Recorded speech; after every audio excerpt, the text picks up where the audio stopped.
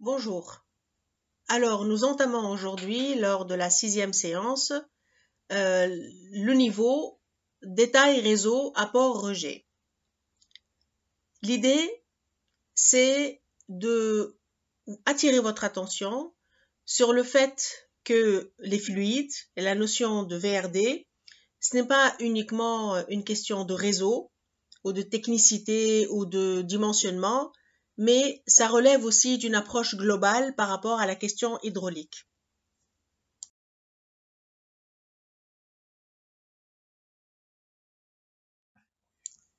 En effet, depuis l'Antiquité, il y a une approche patrimoniale, territoriale et urbanistique. Il y a donc une politique hydraulique qui a été adoptée par plusieurs civilisations.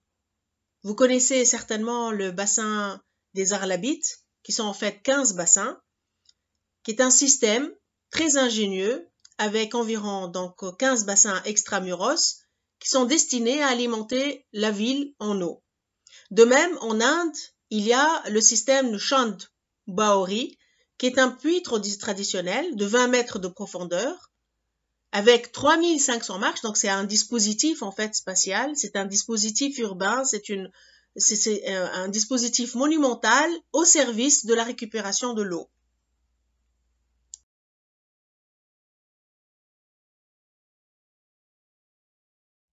Pareil, dans d'autres contrées, comme chez les Perses en Iran, vous avez les systèmes de Karez et de Qanaat, un peu l'équivalent du Fogara qu'on trouve en Afrique du Nord et notamment en Tunisie, en Algérie. Donc c'est un principe d'irrigation souterraine tout à fait ingénieux, avec des puits qui peuvent aller jusqu'à 1500 puits et des citernes souterraines antiques qu'on a pu dater à 3000 ans, c'est-à-dire à 1000 ans avant Jésus-Christ, et qui sont un système tout à fait ingénieux pour justement irriguer et récupération de l'eau en surface.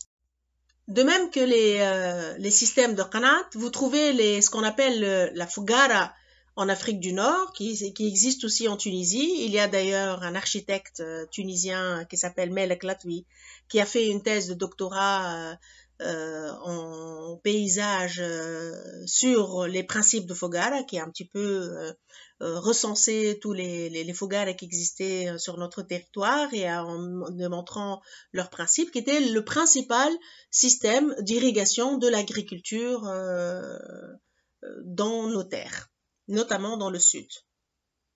Aujourd'hui, nous parlons d'approche contemporaine, mais essentiellement d'approche écologique des sites, où il s'agit de repenser la ville, repenser l'eau dans la ville. Et donc, il y a plusieurs technicités, comme par exemple à gauche, vous voyez, c'est une adaptation de l'aménagement de la ville pour intégrer les cours d'eau naturels dans la conception même de la ville et de son territoire. De même, dans les zones inondables, il y a plusieurs techniques et plusieurs façons d'aborder le paysage, d'aborder les placettes, les vides urbains, etc., les espaces verts, pour accompagner les cours d'eau et pour justement éviter qu'il y ait des zones inondables. Donc, l'on voit qu'aujourd'hui, il est possible, dans cette approche écologique de la ville de demain, l'approche contemporaine des écoquartiers, de s'inspirer, d'extrapoler les principes antiques, pas uniquement au niveau du bâtiment, mais au niveau de l'échelle de la ville, l'échelle du quartier, où l'eau devient une composante importante pour l'évaporation, pour créer la réduction de l'effet de serre, pour créer un microclimat confortable, etc., etc. Donc là, l'eau devient une composante à l'échelle macro et micro.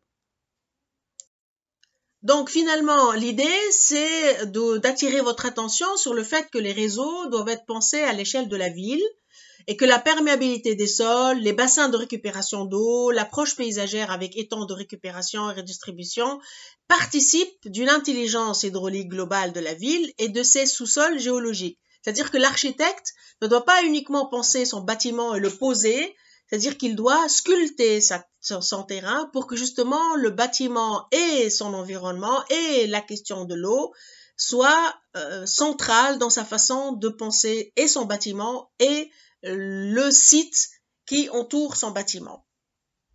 On voit ici dans cet exemple de projet réalisé par Toshiko Mori, qui est une architecte japonaise installée à New York, qui a fait ce projet au Sénégal, un projet qui a donné une autonomie en eau pour le bâtiment, mais pas uniquement pour le bâtiment, pour 40% des habitants du quartier. Donc vous voyez que quand il y a l'approche du projet par la question hydraulique, eh bien le bâtiment devient un enjeu très important dans la conservation, la récupération et la redistribution de l'eau et que l'architecte joue un rôle de premier plan par rapport à cette question hydraulique.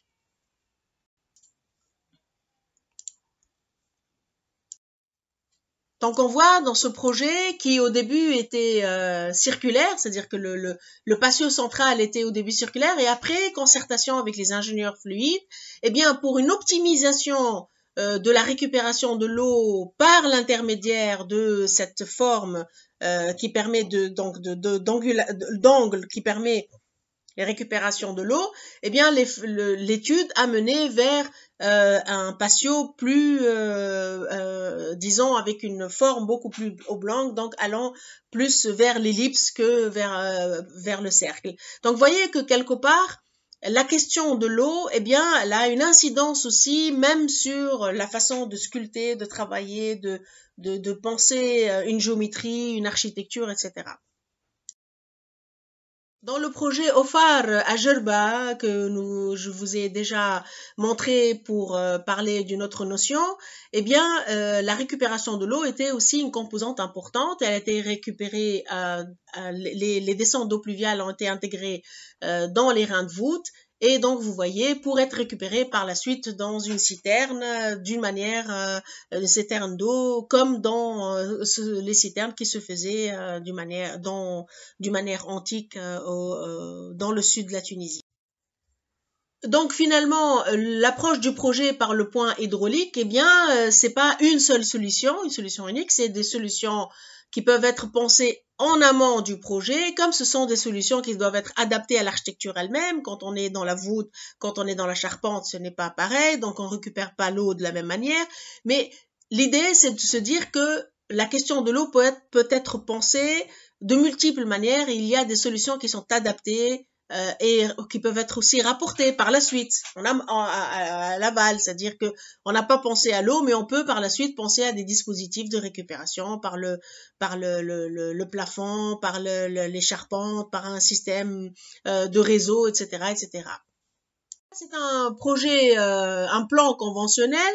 C'est aussi pour vous dire que finalement, pour arriver au plan et travailler l'approche fluide et VRD du plan, eh bien ça vient vraiment à la fin. C'est-à-dire que d'abord, il faut qu'il y ait une réflexion globale de comment je vais récupérer l'eau, dans quelle citerne, pour quel usage, etc. C'est-à-dire finalement l'approche des flux de la plomberie et des réseaux, ça vient comme étant une conséquence d'une réflexion qui en amont doit intégrer cette question hydraulique. Les réseaux, comme vous voyez ici, un plan type, une coupe type de ce que vous normalement apprenez aujourd'hui à faire, à différencier entre les réseaux, les conduits, les vannes, eaux usées, etc. Eh bien, ce ne sont que des dispositifs, mais qui doivent être au service d'une réflexion globale. Donc, les réseaux ne relèvent pas uniquement d'une question technique, ils correspondent à une réflexion globale du projet où l'eau joue un rôle fondamental. Donc, il faut l'acheminer, il faut le recycler, le filtrer, le rejeter, etc. Donc, c'est ce qui commande tout ça, c'est quelle est votre idée, quel est le principe que vous voulez être dominant ou présent dans votre projet. Et je vous remercie.